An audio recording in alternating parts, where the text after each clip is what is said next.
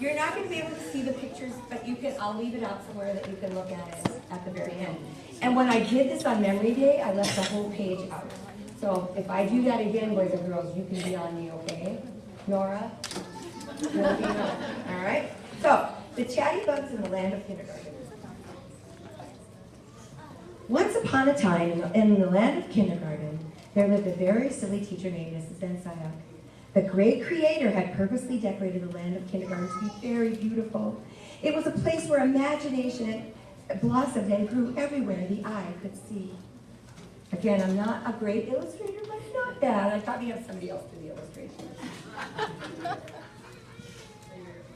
Mrs. Van Syak loved living in this special land because it was always full of giggles and loud laughter, and she very much loved to laugh and giggle. Everything imaginative and creative made her jiggle and bubble with glee. Flying fish, purple trees, polka dot flowers, and even the bumblebee striped underwear hanging in the trees all made her laugh. Each day, Mrs. Van Syak would drive around the land of kindergarten, taking in the splendor. Excellence filled with every corner, inspiration hung in the air like slow dripping chocolate, and sparkles of curiosity glittered day and night, and hilarity was ever present. It's hard to walk, read, hold a mic, and keep track of everything at the same time. By far, though, the best part of the land of kindergarten was the great garden that was located right in the middle. The great garden was just that, a place of wonder where the ground was fertile with potential, and it smelled of sweetness and ability.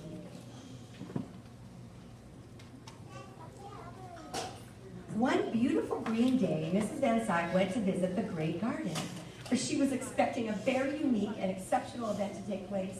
To someone else, this garden might have seemed plain and ordinary, but to Mrs. Van Syak's trained heart, she knew it was going to be so much more. Nestled into the warm and rich soil, just cradled in the soft grass, there were 25 beautiful lovables just waiting to hatch into chatty bugs. The chatty bugs, as you can imagine, were very special. They hatched in the fall of each year and sadly left in the summer.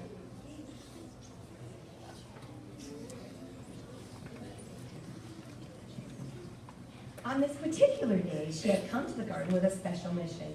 Each year, it was up to her to spray the lovables with her top secret concoction, and then shortly after this, they would emerge from their oval-shaped shells. She was very careful to pour together and stir together 1 part of creativity, 3 parts of brilliance, 2 parts of laughter, a smidge of mischievousness, 3 parts of curiosity, 4 parts of hilarity, and copious amounts of love. Oh, and by the way, copious means lots of something.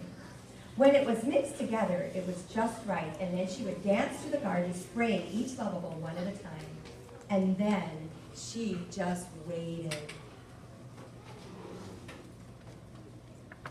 Finally, the fall of orange and yellow arrived, and it was time for the lovables to hatch into beautiful chatty bugs, who would fill the land of kindergarten with letters and words and fun and sensations.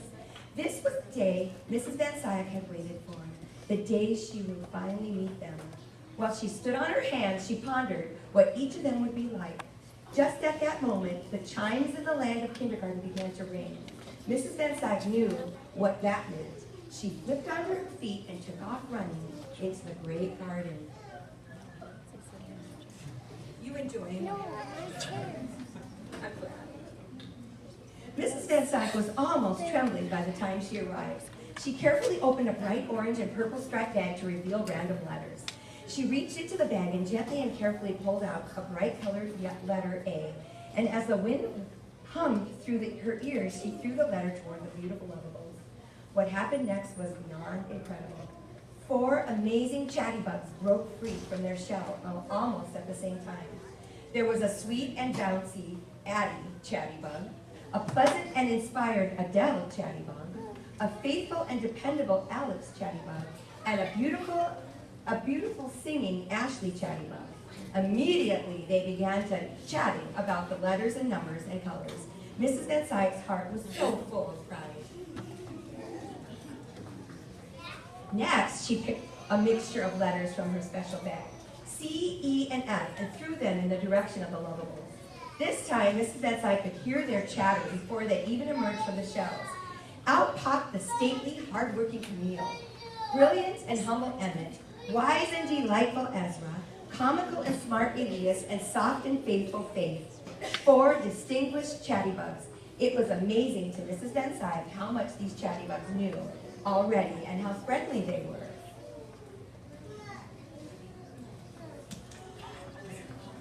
As they flew off looking for the others, Mrs. Van Slyke was excited to awaken the rest of the Lovables. This is the page I forgot the last time, so no, I'm doing it this time.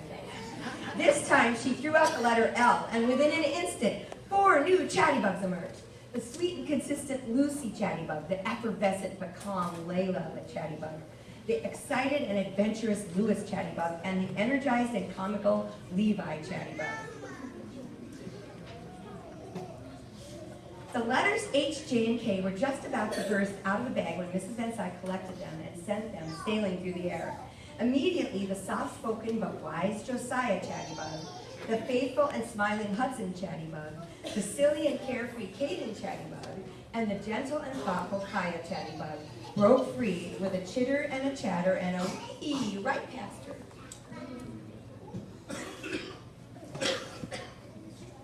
Unbelievably, there were still more chattybugs that needed to emerge from their lovable stage. Mrs. Van Slyke chose an N and an M and threw them out into the garden before you could say periphery of the carpet. The sweet and practical Nolan S., the calm and insightful Nolan P., the bright and helpful Nora, and the loads of fun Macy chattybugs came to life in a big, big way. Only a few Lovables remained, so Mrs. Van Slyke emptied her sack with the letters S and W. And suddenly, the last of the bugs appeared before her eyes. The sensitive and creative Sawyer chattybug, the charming and decorative Sierra chattybug, and the cooperative and caring Will R. chattybug, and the playful and pensive Will H. chattybug. They fluttered around her with glee, and then joined the others.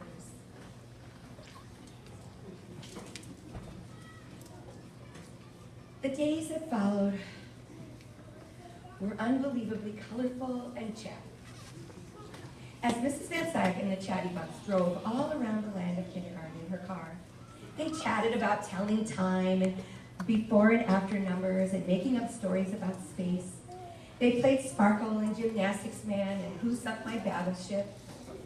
Sometimes they would laugh so hard that the chattybugs would flip upside down and you could see their toes, and Mrs. Van Slyke would flip upside down as well and try to drive with her feet in the air.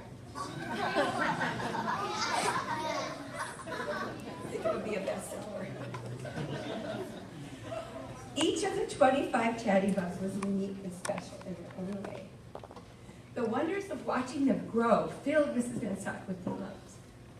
They were very chatty, but oh, did she love them. They grew and they grew.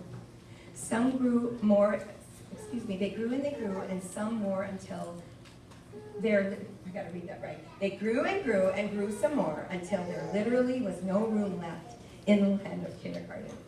And one day, Mrs. Van Slyke and her chattybugs actually got stuck between 2 purple trees.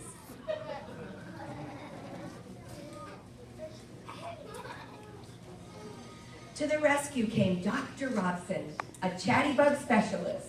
She was kind and gentle, but said the words to Mrs. Van Slyke that she did not want to hear. The chattybugs have outgrown the land of kindergarten. It is time now for them to hibernate for the summer. In that moment, it was as if the past 9 months with her chattybugs had been merely a blink of a dream. Deep down inside, she treasured her time with her 25 and knew she would always have her memories of it.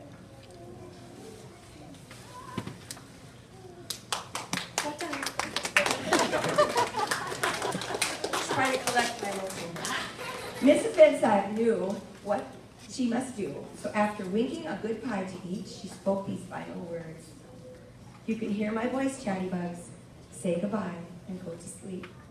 And all across the land of kindergarten, all you could hear was the sound of snoring as the chattybugs fell to sleep one by one and returned to their oval-shaped shells and became lovabos once more.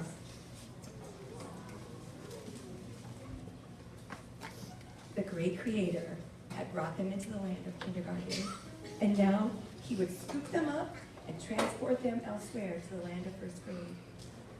Mrs. Van Slyke knew that the land of first grade, they would emerge as, well, she didn't know what they would emerge as. She just knew that it would be something great and wonderful. The end.